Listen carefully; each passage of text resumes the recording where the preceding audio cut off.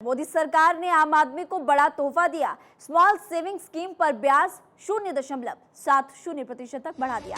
अब post office small savings पर ज्यादा ब्याज देगा। स्मॉल सेविंग्स ब्याज दर में 0.70% की बढ़ोतरी हुई है। अप्रैल से जून 2023 तिमाही के लिए इसका इजाफा होने वाला है। वित्त मंत्रालय ने ये सर्कुलर जारी किया। Senior citizen saving scheme, monthly income saving scheme, NSC, KVP, post office time deposit, Sukanya Samriddhi Yojana पर ब्याज दर में काफी इजाफा हुआ है। पोस्ट ऑफिस सेविंग्स अकाउंट पर ब्याज दर में कोई फिलहाल बदलाव नहीं हो पाया। 1 साल की पोस्ट ऑफिस टाइम डिपॉजिट पर ब्याज दर बढ़ाई गई है। ब्याज दर अब 6.6% से बढ़ाकर 6.8% हो चुकी है। 2 साल के लिए 6.8% से बढ़ाकर 6.9% की हुई। और 3 साल के बारे में भी आपको बता देते हैं। 3 साल के लिए अब सालाना 6.9% की जगह 7% ब्याज मिलेगा। 5 साल के लिए ब्याज दर 7% से बढ़ाकर 7.5% हुआ। 5 साल की रिकरिंग डिपॉजिट में 5.8% की जगह 6.2% ब्याज मिलेगा। सीनियर सिटीजन सेविंग स्कीम में भी ब्याज दर को बढ़ाया गया। ब्याज 8% से बढ़ाकर 8.2% हो चुका है। Post office monthly income scheme में ब्याज दर 7.4% की, एनएससी में ब्याज दर को 7 से बढ़ाकर 7.7% किया गया।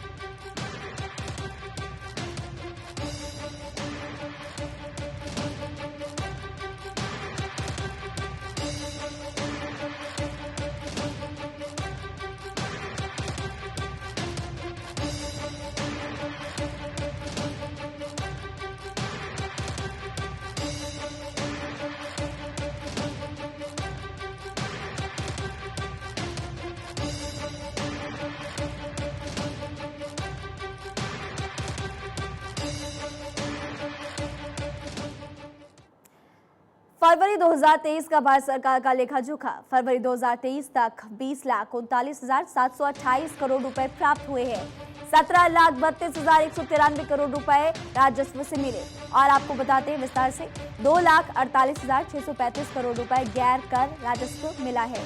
58,900 करोड़ की गैर ऋण पूंजी प्राप्तियां भी हुई है।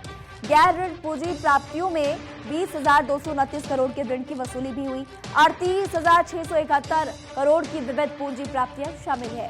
केंद्र सरकार ने राज्यों को 8,08,088 करोड़ रुपए पिछले वर्ष की तुलना में 20,266 माफ कीजिएगा 20,266 करोड़ रुपए अधिक दिए। भारत सरकार का कुल व्यय 34,93,590 करोड़ रुपए है। 29,03,363 करोड़ राजस्व खाते पर व्यय हुए। साथ ही 5,90,227 करोड़ पूंजी खाते पर व्यय रहा। कुल राजस्व व्यय में से 7,98,957 करोड़ रुपए ब्याज भुगतान पर हुए। साथ ही 4,59,547 करोड़ रुपए प्रमुख सब्सिडी के कारण व्यय।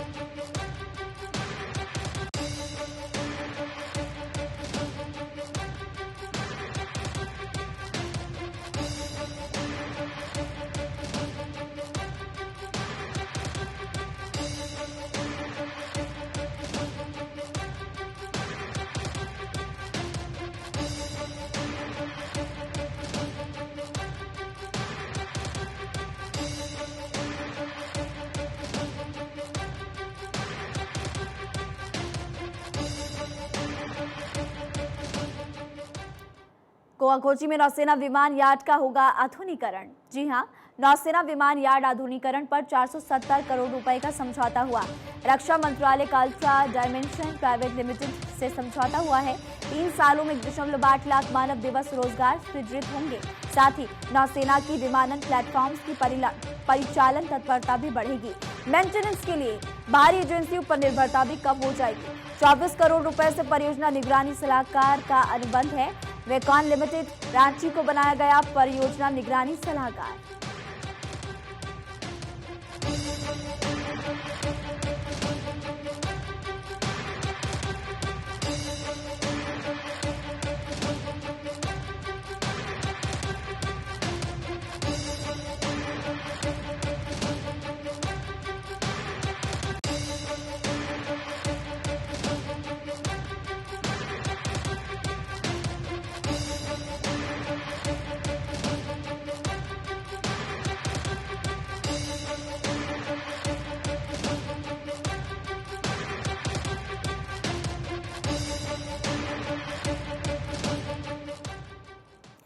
डिजिटल भारत में यूआईडीएआई की बड़ी सफलता। यूआईडीएआई ने मोबाइल नंबर से जोड़े 10.97 मिलियन आधार।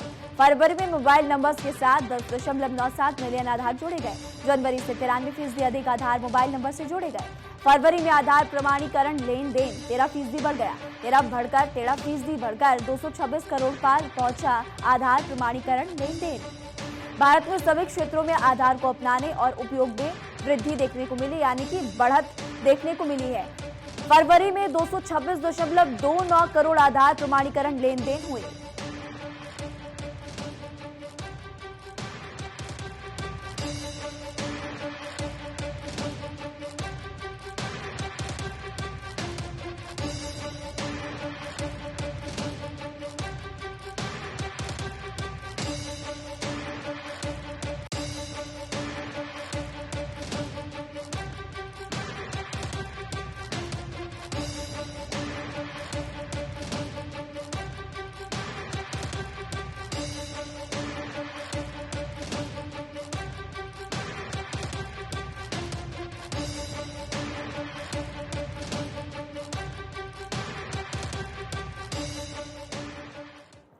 खबर छत्तीसगढ़ से। छत्तीसगढ़ में आय से अधिक संपत्ति का मामला, इससे जुड़ी हुई जानकारी अब आपको देते हैं। पूर्व नौकरशाह अमन सिंह को हाईकोर्ट से राहत मिल गई है।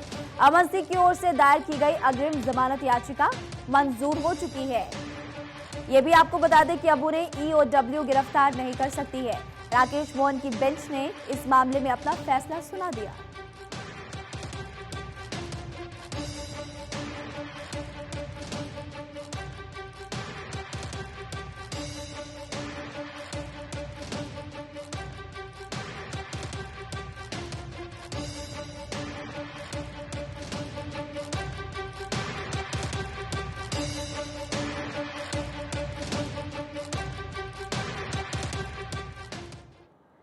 और बिहार में 10वीं की परीक्षा का परिणाम आ जाए और ऐसे में अब आपको हम बताएंगे बिहार 10th टॉपर्स कौन कौन है। बिहार 10th टॉपर से आप मिलिए। ये भी आपको बता दें कि किसी के पिता है मजदूर तो कोई किसान भी है। मैट्रिक परीक्षा में शिक्षक के बेटे को मिला बिहार में पहला नंबर। शेखपुरा के रहने वाले टॉपर मोहम्मद रुमान अशरफ हैं। पंचायत रोजगार सेवक की बेटी मैट्रिक परीक्षा में बनी सेकंड टॉपर, सेकंड स्थान पर आई। औरंगाबाद के गोह के न्यू एरिया निवासी शैलेंद्र गुप्ता की बेटी है ज्ञानी अनुपमा, सेकंड नंबर पर ज्ञानी अनुपमा आई है। साथ ही चीनी मिल में वर्कर की बेटी भावना बनी बिहार में थर्ड टॉपर। पश्चिम बंगाल के ओजवलिया गांव की रहने वाली भावना है थर्ड टॉपर। क्लर्क की बेटी को मिला मैट्रिक एग्जाम में चौथा स्थान। औरंगाबाद जिले के दाऊदनगर में पटेल हाई स्कूल की छात्रा स्नेहा कुमारी को चौथा स्थान मिला है। चौथा स्थान ये लेकर आई हैं। टॉपर्स की लिस्ट में 5वें नंबर पर किसान का बेटा है।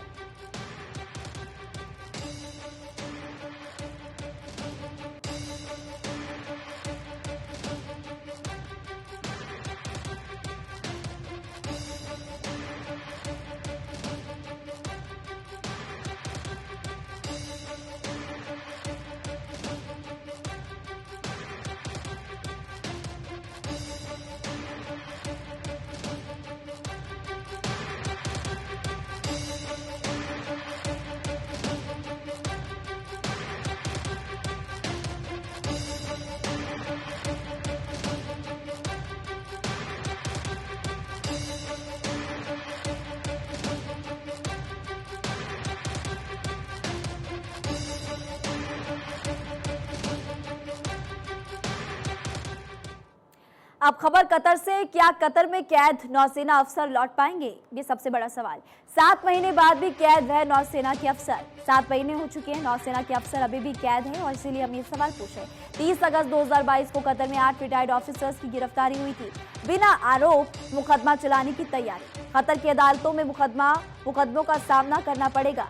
ये सभी कतर में Dahra global technologies and consultancy नाम की निजी कंपनी में काम करते थे। इस वेबसाइट पर कंपनी के सीनियर अधिकारियों और उनके पद की पूरी जानकारी दी गई है। हालांकि 8 भारतीयों की गिरफ्तारी के बाद से Dahra global technologies and consultancy की वेबसाइट अब मौजूद नहीं है।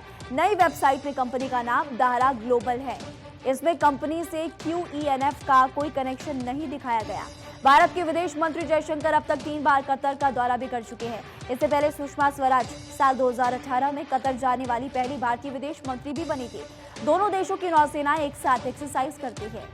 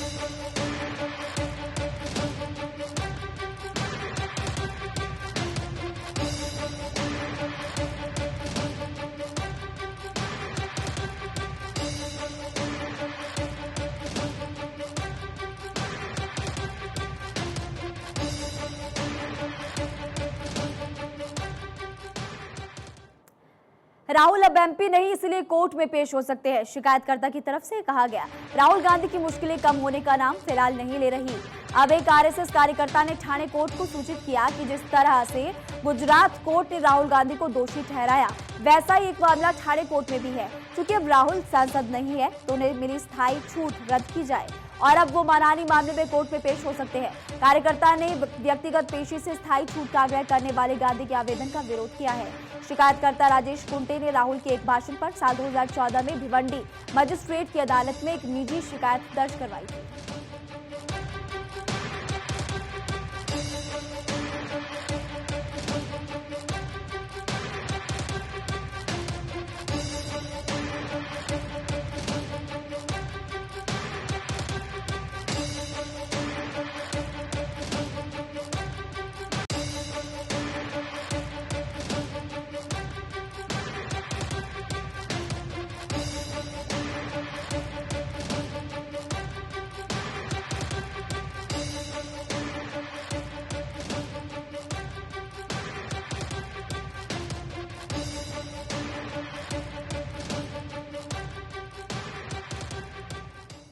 अमेरिका जाने वाली उड़ानों में प्रीमियम इकोनॉमी क्लास शुरू होगी।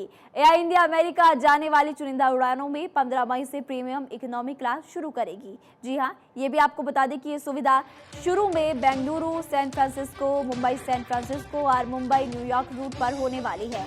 बोइंग 777-200 LR प्लेन से संचालित होने वाली फ्लाइट्स में उपलब्ध होगी सुविधा।